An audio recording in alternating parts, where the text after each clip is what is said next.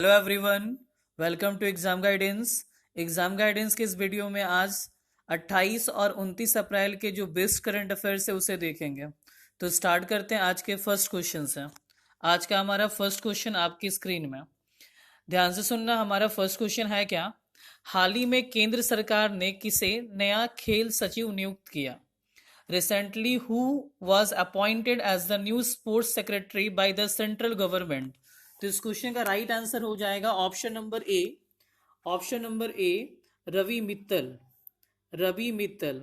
तो हमारा first question था, केंद्र सरकार के नए खेल सचिव किन्हें नियुक्त किया गया? तो आंसर हमारा हो जाएगा रवि मित्तल।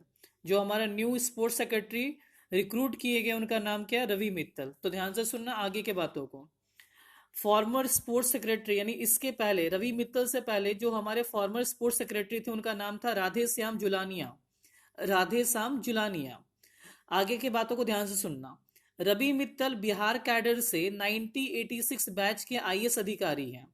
रवि मित्तल इस नियुक्ति से पहले सूचना और प्रसारण मंत्रालय के सचिव थे। सूचना और प्रसारण मंत्रालय कहने का मतलब हुआ ministry of information and broadcasting के ये सेक्रेटरी थे। कौन? तो रवि मित्तल। चलो आगे बढ़ते हैं। आगे क्या वो देखते हैं दूसरे क्वेश्चन से। हमारा दूसरा क्वेश्चन, ये भी क्वेश्चन काफी खूबसूरत है, ध्यान से सुनना। हाल ही में किस अरब देश ने अब नाबालिगों को सजाए मौत नहीं देने की घोषणा की है? Which Arab country recently announce not to punish minors now? तो इस क्वेश्चन का राइट आंसर हो जाएगा option number B. Option number B, Saudi Arab. ध्यान से सुनना, दो बड़े फैसले सऊदी अरब के किंग सलमान ने लिए। पहला फैसला क्या था वो सुनना, कोड़े मारने की सजा पर रोक।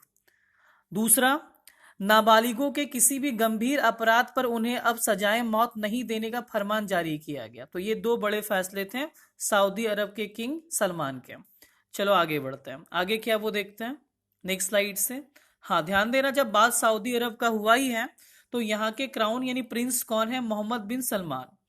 यहाँ की कैपिटल रियाद है और करेंसी रियाल चलती है। और यहाँ के पार्लियामेंट यानी जो हमारा संसद है उसका नाम है मजलिस अल सूरा। यहाँ के संसद का क्या नाम है? मजलिस अल सूरा।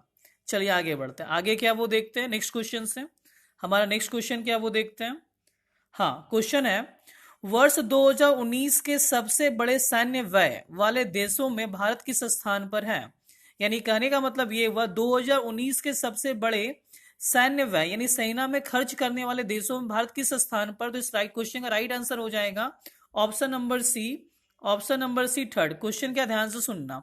इन which place does India rank among the countries with the largest military expenditure of the year 2019? इस क्वेश्चन का राइट आंसर हो जाएगा ऑप्शन नंबर सी यानी थर्ड। ध्यान से सुनना, ये है क्या? यह बात एक रिपोर्ट से पता चली है। ये रिपोर्ट जारी किसने की? तो उसका नाम है सिप्री। क्या नाम है? SIPRI. Very very important. SIPRI का फुल फॉर्म होता है Stockholm International Peace Research Institute. ये स्टैब्लिश कब हुआ था? 1966। और इसका हेडक्वार्टर है कहां पे? तो स्टॉकहोम। स्टॉकहोम कहां पे? तो स्वीडन। स्वीडन एक कंट्री है जिसका कैपिटल स्टॉकहोम है। आगे, सिप्री का काम क्या? तो ध्यान से सुनना, सिप्री का काम है युद्धों और संघर्ष। युद्ध और संघर्ष यानी वार एंड कन्फ्लिक्ट। युद्ध और संघर्ष, युद्ध सामग्रियों यानी लड़ने का सामान, हथियार नियंत्रण और निशस्त्रीकरण के क्षेत्र में शोध का कार्य करती है यानी रिसर्च का कार्य करती है। तो यहाँ पे युद्धक सामग्री कहने का मतलब क्या हुआ? लड़ने का सामान यानी म्यूटेंट्स। यहाँ पे हथियार नियंत्रण का कहने का मतलब हुआ गन को कंट्रोल करना। और निशस्त्रीकरण कहने का मतलब हुआ डिसआर्मामेंट। ठीक है, तो सिप्री के अकॉर्डिंग सबसे ज्यादा खर्च करने वाला देश सेना में कौन है? तो अमेरिका। दूसरे स्थान पर कौन है? तो चाइना। और तीसरे स्थान पर कौन है? तो भारत। ऐसा पहली बार हुआ कि एशिया के दो कंट्री जो है वो सिप्री के इस लिस्ट में आए हैं। तो नाम है हमारा चाइना और फिर हमारा क्या है? भारत। चलो आगे बढ़ते हैं। आगे क्या वो देखते हैं नेक्स्ट क्वेश्चन। हाल ही में नासा के हबल टेलीस्कोप ने अंतरिक्ष में अपने कितने साल पूरे किए? How many years of NASA's Hubble telescope recently completed in space? तो क्वेश्चन हमारा नॉर्मल सा है और इसमें डेप्थ में जाने का जरूरत है, नॉर्मल लेकिन इंपॉर्टेंट है क्वेश्चन हमारा। इस क्वेश्चन का राइट आंसर हो जाएगा ऑप्शन नंबर सी थर्ड यानी नासा। क्वेश्चन हमारा है क्या? फिर से सुन लो। हाल ही में नासा के हबल टेलीस्कोप ने अंतरिक्ष में अपने कितने साल पूरे किए? तो इस क्वेश्चन का राइट आंसर हमारा क्या हो जाए? 30 साल। अब ध्यान से सुना, जब नासा का बात हुआ ही तो नासा है क्या?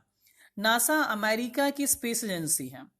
नासा का फुल फॉर्म क्या होगा? तो national aeronautics and space administration. ये स्टैब्लिश्ड कब हुआ? तो ये स्टैब्लिश्ड हुआ है 1958 को। इसका हेडक्वार्टर है कहां पर? तो इसका हेडक्वार्टर है वाशिंगटन डीसी में। और नासा का जो मोटो है वो क्या है? For the benefit of all, for the benefit of all, ये इसका मोटो है। चलो आगे बढ़ते हैं। आगे क्या वो देखते हैं नेक्स्ट स्लाइड से।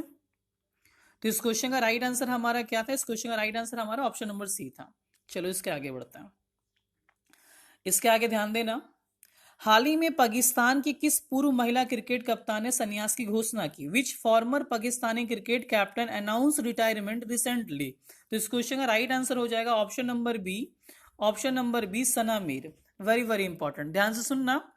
सना मीर जो अपनी पहली ओडीआई डेब्यू की थी वो 2005 में श्रीलंका के साथ की थी, और इनका लास्ट ओडीआई मैच था 2019 में बांग्लादेश के साथ। तो ये बातें इंपॉर्टेंट थी, मैंने आपको बताई। चलो आगे बढ़ते हैं। आगे क्या वो देखना नेक्स्ट स्लाइड से। ये सना मीर की तस्वीर है। इसके आगे बढ़ते हैं। इसके आगे क्या वो देखते हैं। हाँ, नेक्स्ट क्वेश्चन हमारा वेरी वेरी इंपॉर्टेंट, ध्यान से सुनना।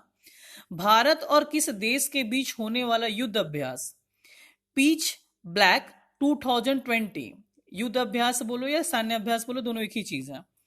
पीच ब्लैक 2020 कोविड 19 के चलते रद्द किया गया। The Pitch Black 2020 war exercise between India and which country was cancelled due to COVID-19? तो इस क्वेश्चन का राइट आंसर हो जाएगा option number B. Option number B, Australia. अब ध्यान से सुनना, ये जो हमारा युद्ध अभ्यास यानी सैन्य अभ्यास होता है, ये होता क्या? ध्यान से सुनना। सैन्य अभ्यास या मिलिट्री एक्सरसाइज जो बोलना है बोल दो, में सैन्य कार्रवाई के लिए ट्रेनिंग देने के उद्देश्य से सैन्य संसाधनों का उपयोग किया जाता है। सैन्य का नहीं मतलब सेना है, ठीक है, सेना संसाधनों का उपयोग किया जाता है। इसमें बिना वास्तविक युद्ध का सामना किए युद्ध प्रभावों का पता लगाया जाता है, और इससे यह भी सुनिश्चित होता है कि सेना युद्ध के लिए तैयार है। आगे के बातों को ध्यान से सुनना। जो नेक्स्ट हमारा जो एडिशन होगा पिच ब्लैक का, वो कब होगा? 2022 में होगा। इससे पहले कब हुआ था? 2018 में हुआ था। तो हर 2 साल में पिच ब्लैक एक्सरसाइज होता है इंडिया और ऑस्ट्रेलिया के बीच। ये बातें ध्यान रखना। चलो आगे बढ़ते हैं। अब आगे क्या वो देखते हैं।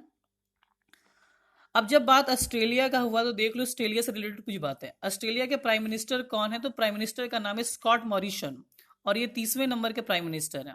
यहाँ का कैपिटल कैनबरा है। यहाँ जो करेंसी चलती है वो ऑस्ट्रेलियन डॉलर है, और यहाँ के संसद का नाम यानी पार्लियामेंट का नाम पार्लियामेंट। ये ध्यान रखना ये चीज़ है। चलो आगे बढ़ते हैं। आगे क्या वो देखते हैं नेक्स्ट स्लाइड से। हाँ, नेक्स्ट स्लाइड में हमारा क्वेश्चन है, हाल ही में एयरटेल ने किस कंपनी के साथ $1 बिलियन का समझौता किया? Recently with which company Airtel signed a $1 billion deal? तो इस क्वेश्चन का राइट आंसर हो जाएगा option number B. Option number B, Nokia. चलो आगे के बातों को ध्यान से सुनना।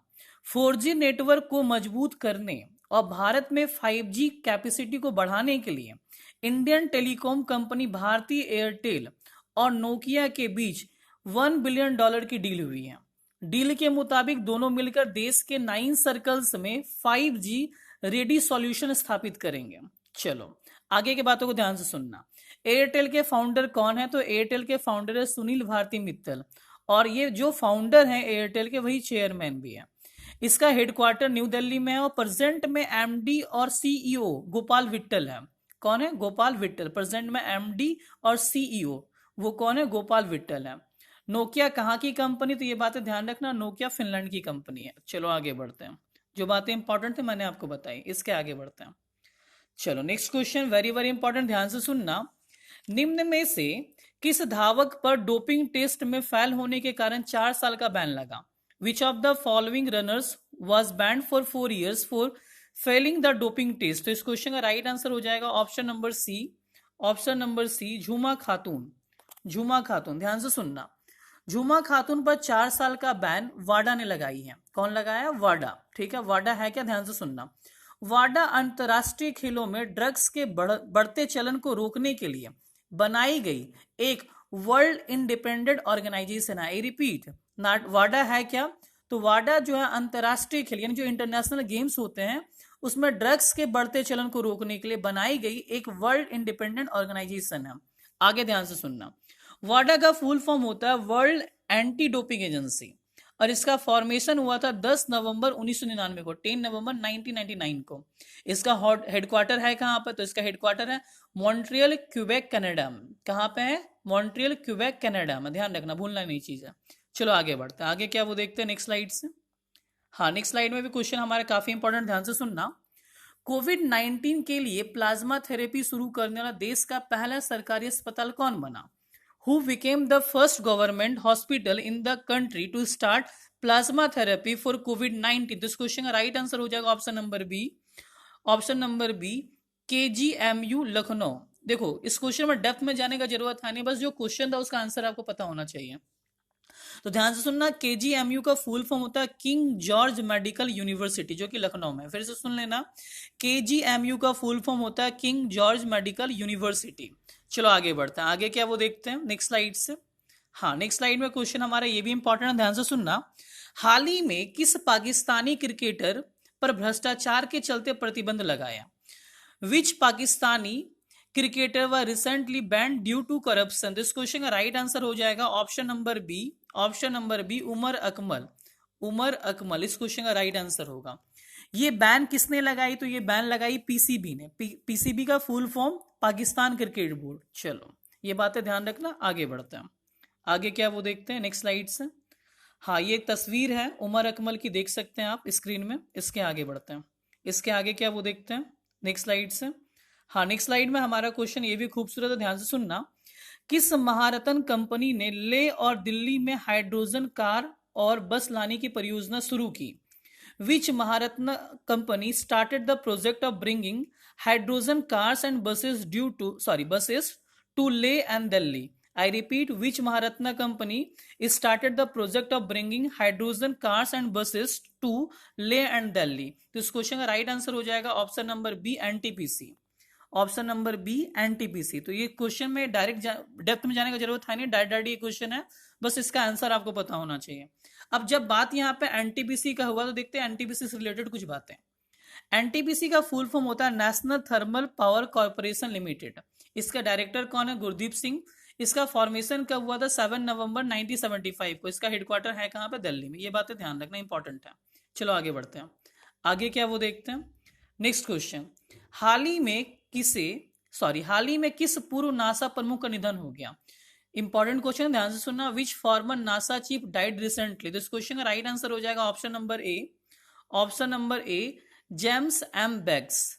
James M Beggs. नासा है क्या, तो नासा की स्पेस एजेंसी। मैंने ये बातें आपको थोड़ी देर पहले ही बताई थी। चलो आगे बढ़ते हैं, आगे क्या वो देखते हैं नेक्स्ट स्लाइड से। हाँ, नेक्स्ट स्लाइड में क्वेश्चन हमारा ये भी काफी खूबसूरत है, ध्यान से सुनना। बायोफार्मा की the medicine maker power list 2020 में टॉप 20 में किसे शामिल किया गया? Who has been recognised in the top 20 of the medicine maker power list 2020 in biopharma? तो इस क्वेश्चन का राइट आंसर हो जाएगा Kiran Mazumdar 100, option number C, option number C, Kiran Mazumdar 100। चलो अब आगे की बातों को ध्यान से सुनना।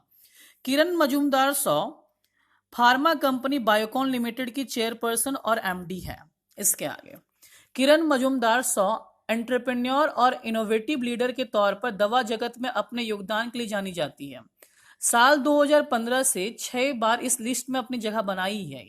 ये ध्यान रखना, साल 2015 से 6 बार इस लिस्ट में अपनी जगह बनाती आई है। चलो आगे बढ़ते हैं, आगे क्या वो देखते हैं नेक्स्ट स्लाइड से। हाँ, नेक्स्ट स्लाइड में क्वेश्चन हमारा वेरी वेरी इंपॉर्टेंट, ध्यान से सुनना। संयुक्त राष्ट्र में भारत के अगले राजदूत के रूप में किसे नामित किया गया? Who has been named as India's next ambassador to the United Nations? तो इस क्वेश्चन का राइट आंसर हो जाएगा option number D, option number D, TS Trimurti. चलो ध्यान से सुनना। टीएस त्रिमूर्ति प्रेजेंट में विदेश मंत्रालय के सचिव हैं। टीएस त्रिमूर्ति प्रेजेंट में विदेश मंत्रालय के सचिव हैं। आगे की बातों को ध्यान से सुनना। टीएस त्रिमूर्ति सैयद अकबरुद्दीन का स्थान लेंगे, यानी इससे पहले, यानी टीएस त्रिमूर्ति से पहले यूएन के जो एम्बेसडर थे वो थे सैयद अकबरुद्दीन, और अभी प्रेजेंट में कौन बनेंगे, तो टीएस त्रिमूर्ति। ये बातें ध्यान रखना, भूलना नहीं। चलो आगे बढ़ते हैं, आगे क्या वो देखते हैं नेक्स्ट स्लाइड से। हाँ, नेक्स्ट स्लाइड में आप देख सकते हैं तस्वीर है टीएस त्रिमूर्ति की। चलो इसके आगे बढ़ते हैं, इसके आगे क्या वो देखते हैं। हाँ, अब इसके आगे देख लो, हमारा क्वेश्चन ऑफ द डे है। इन दोनों क्वेश्चन को सॉल्व करके आप आंसर मेरे कमेंट बॉक्स में बताना। इसके आगे बढ़ते हैं। इसके आगे क्या वो देखते हैं। इसके आगे देख लो, एक मैथमेटिक्स का क्वेश्चन है, इसे सॉल्व करके भी आंसर आप मेरे कमेंट बॉक्स में बताना। इसके आगे एक रीजनिंग का क्वेश्चन है, इसे भी सॉल्व करके आप मेरे कमेंट बॉक्स में बताना। तो आज के लिए फिलहाल इतना ही है। यदि वीडियो आपको अच्छा लगे तो प्लीज़ चैनल को सब्सक्राइब जरूर करना, लाइक करना और शेयर करना ना भूलना। Thank you very much.